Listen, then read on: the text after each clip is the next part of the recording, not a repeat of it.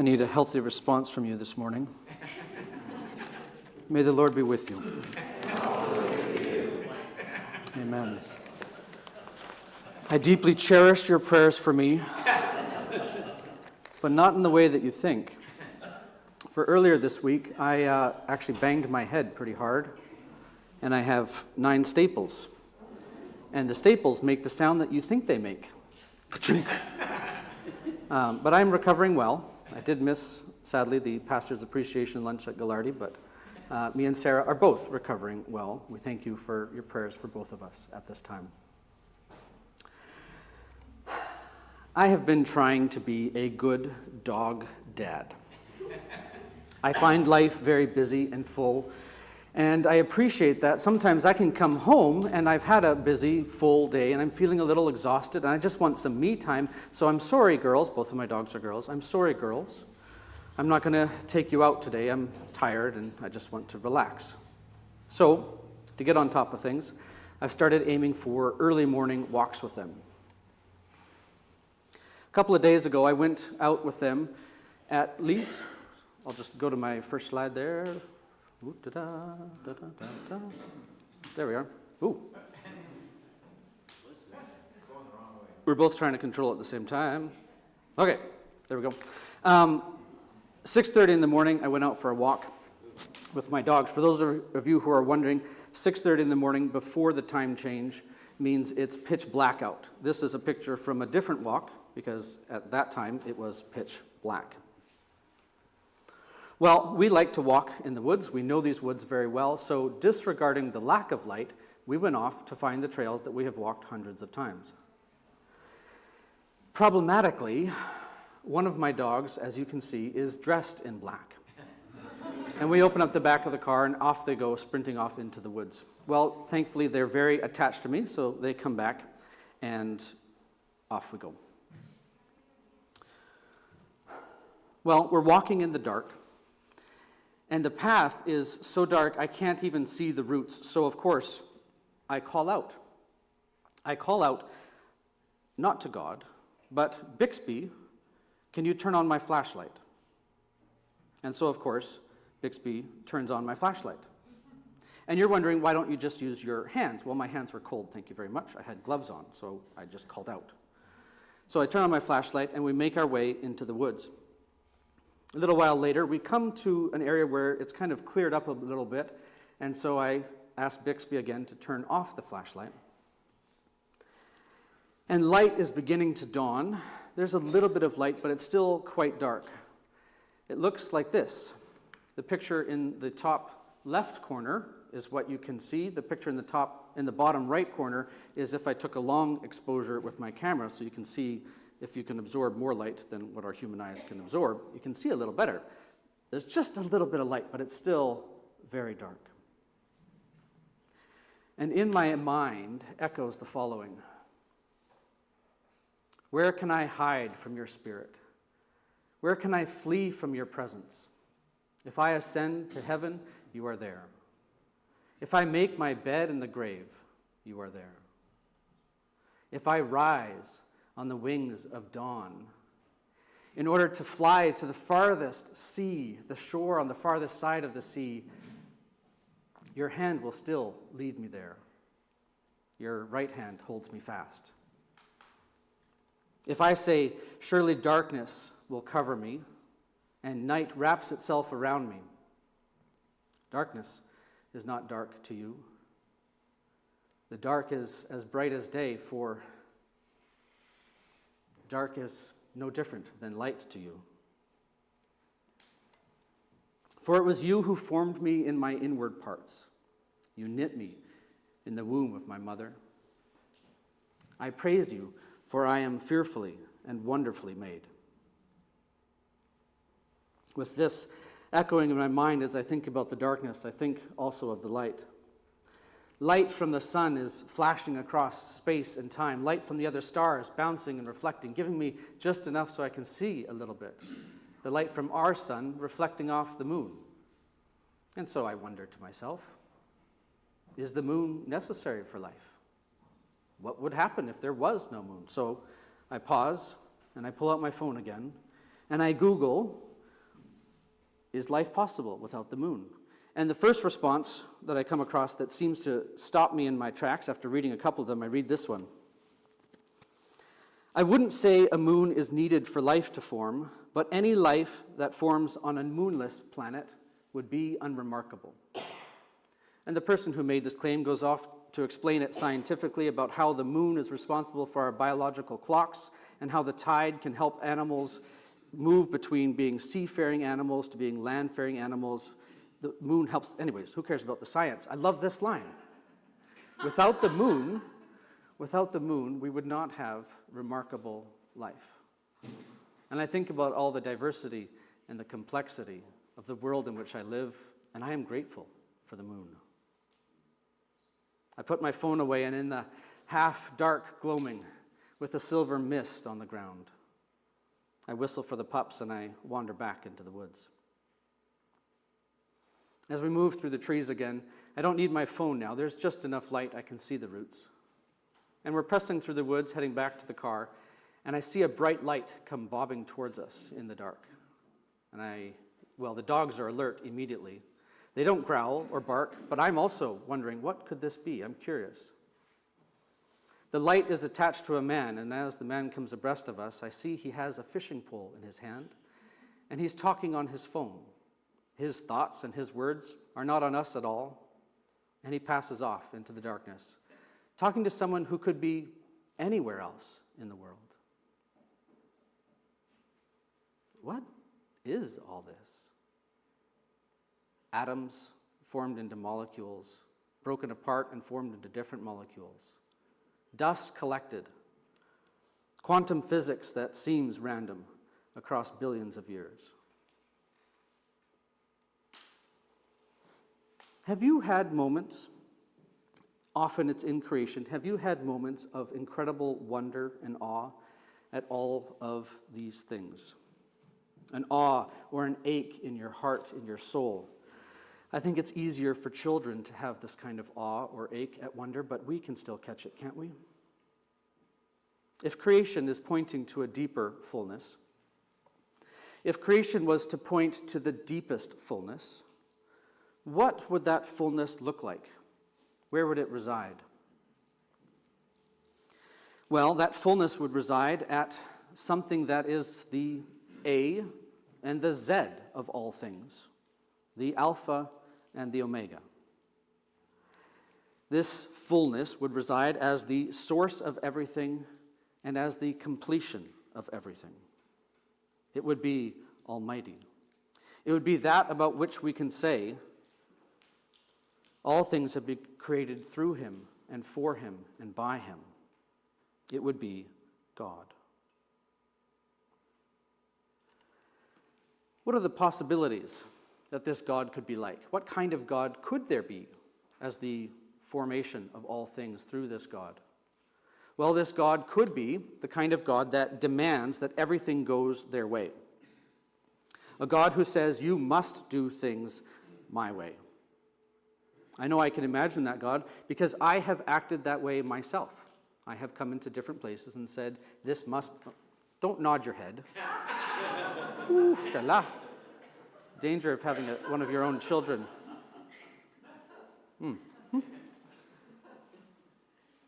So, a God could be the kind of God that says, everything must be my way. Another option is that maybe there's a God who says, I actually don't care about you. I've got bigger things to work on. And I get it. I get both of those. If there was, however, a God who demanded that everything was their way, what I'm noticing about the world in which I live in is that it seems possible for me to ignore that. There are ways and means in which God could have told me and demanded exactly what he wants, but it seems that I am quite capable of ignoring him should I so choose. And if God was the type of God to completely ignore me, and I get it when I look out over the world that we're in, I can see how we could all feel, maybe God just doesn't know I exist. But maybe we don't know how to read the signs. Maybe we don't know how to see whether or not he does indeed care for us. Could it be? Could it be that there is, in fact, a God who is the fullness of all things, and that God isn't any of the ways that we can imagine that he would be God, as demanding or as not caring. What would it look like if there was, in fact, a God who was love? What would it look like if there was a God who we could say, this God is light? A God of love and light who allows his creation to choose to go their own way. How would this God reveal his fullness to creation? As we go through the book of Colossians, paying attention to this idea of fullness, if you're thinking, I've been to Sunday school and I know the answer, and the answer is Jesus, you're right. Jesus is that fullness. I want to go through the book of Colossians, beginning today, and asking this question, what does this mean, this idea of fullness, and what kinds of temptations do we have? Because we don't always seek the fullness of God in Jesus Christ. Sometimes we're tempted to fullness in other places. In Jesus, the text tells us, all the fullness of God was pleased to dwell. Jesus is the image of the invisible God. Jesus walks on water. Water is that symbol of chaos, of darkness and evil. Water is the symbol of where God is not. Jesus walks on water and he calms the storm. Jesus makes bread and fish multiply. He has power over demonic forces. He has power over life and death. The one who made all things, now through Jesus Christ, as a human being, shows how he's going to finally deal with the brokenness of all creation. How does a God of love and light reveal the fullness of himself to a broken and fallen creation? He does it by suffering, living under Pontius Pilate, walking in the dust with his disciples, by being crucified by the very people who he knit and formed in his mother's womb. He receives the crucifixion upon his body. This is the revelation of his fullness of his love for all of us. And in so doing, he does also the work of reconciliation for all of us to himself. In Jesus, we see the fullness of all the beauty and awe of creation taking on human form. The Creator entering creation, the Maker of all things now reconciling all things. And the fullness that he reveals, we can see in Jesus Christ what that fullness is and what it isn't. It isn't demanding. It isn't directing or dominating. This fullness is self-giving love. It is God's great plan. His great plan of redemption that was written through the Old Testament is now revealed in Jesus Christ as the self-giving love of God. But we have these distortions in our hearts and minds, don't we? Where we chase after fullness in other places and spaces. Perhaps you chase after fullness of life by seeking it and hoping that you'll find it when you win the World Series.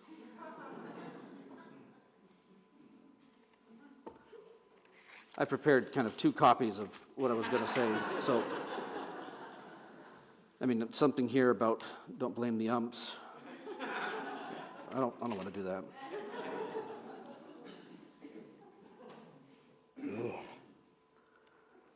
Examples of the way that we chase after fullness.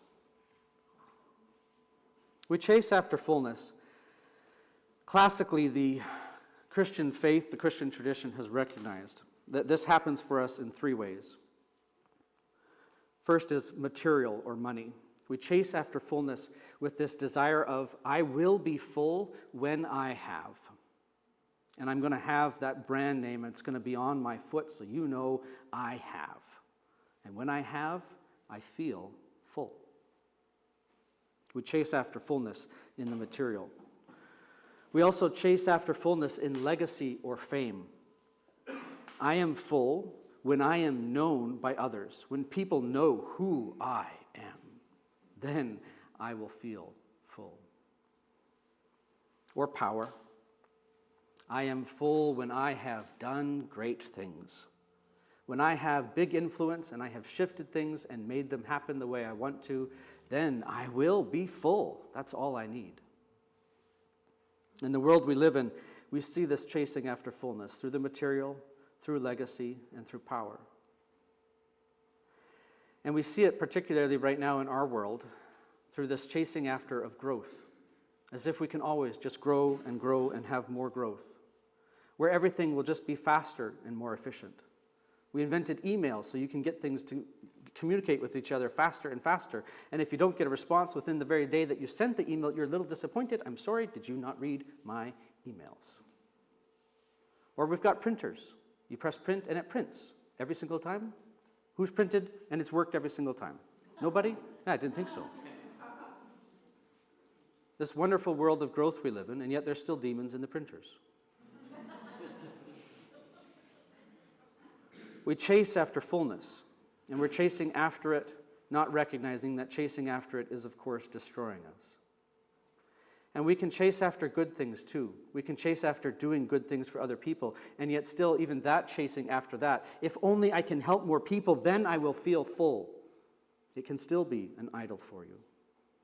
What Paul reveals in the letter of Colossians, and that's what we're going to be going through in the other 3 sermons in this series. What kinds of temptations towards fullness does Paul reveal to us? How does this lead us down paths of brokenness, darkness, and despair? What Paul reveals is that chasing after this, always it collapses into emptiness, turns inwards, devolves into violence and corruption, sputters out to nothingness in the end. So instead, here today in this text, listen to hear this invitation through this text that you can hear today and every day. Invitation into the life of fullness, connected to the one who is over all, through all, and in all. You cannot create fullness. We as human beings cannot manufacture fullness. It needs to come from outside of us. It needs to come from outside of us because we can't be that answer or the solution. The goal of our deepest desire is found when we abide in the one who already is the fullness of God. How do we get in on this? The text is an invitation to the fullness of Jesus Christ. How do we participate in it? How do we find ourselves that we can live every day as part of it? Well, there are practices in the Christian faith, and what they are ways of shaping and forming you so that you live in the fullness. And that great practice that invites you to participate in it, that helps you to train in it, is the practice of worship. The practice of worship will help you to engage in the fullness of Jesus Christ. And this is so countercultural because the way we think of human beings right now is that the most full human being, the most fullest expression of what it means to be a human being fully alive is not somebody who worships, but somebody who is worshipped. We live in a world where people don't want to worship. Because if I worship something, it makes me feel less. If I worship something, it means I'm not as good as. And yet, this is the way that we enter into the greatest fullness, if we learn how to worship. And the best way to learn how to worship is to begin with gratitude. There's lots of talk about gratitude in our world right now. You could say that gratitude is very lit. That's a hip word. I'm trying to use the lingo. Gratitude is very popular right now. People are recognizing that if you are grateful, it helps your mind and heart connect with the world around you in a positive and healthy manner. To be grateful is healthy for you psychologically. That's super cool. But my brothers and sisters, you have a secret that others don't have. You know to whom you are grateful. You see, if somebody comes to my house recognizing that I am wounded, recognizing that my wife is recovering, and they drop off a meal at my doorstep, but I don't see them come and drop off this gift, I can be very grateful that I received this gift, but I don't have any kind of person to be grateful to, and so I don't have a relationship with that person in which I can say, thank you so much, and see it in their eyes. But if I do see them, if they ring the doorbell as they drop this off, and I get to say thank you very much, we enter into relationship with one another. It's bigger, it's more full. The power of knowing to whom we give thanks sets us free and invites us into the fullness of the life of the eternal God who created all things. gratitude with relationship. It's the entrance into worship. It's the entrance into the life lived with God, life to the full. Thanks be to God that he gives you this invitation today and every day. Amen.